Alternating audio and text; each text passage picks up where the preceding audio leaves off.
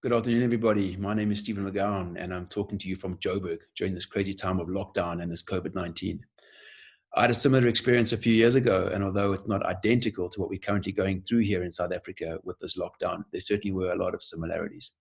I was kidnapped by Al Qaeda up in North Africa, in Mali, and I was held for 5 years, 8 months, and released towards the end of 2017.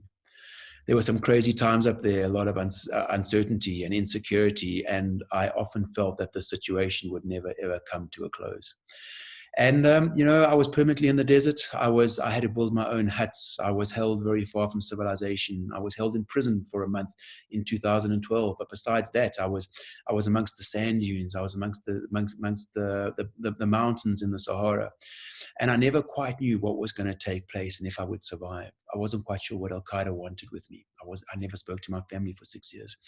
There were so many things that really led me to the brink of insanity many times. And I realized early on that, in fact, I was probably my own biggest enemy there in the desert.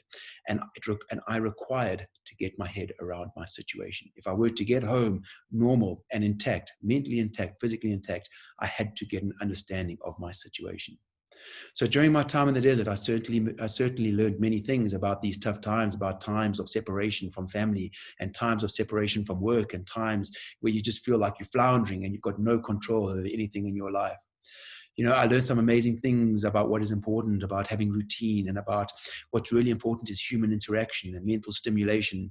And I did a lot of these things. I got into routines that I would try and program myself to maintain a positive attitude. Attitude is absolutely everything. And I was released just less than 3 years ago.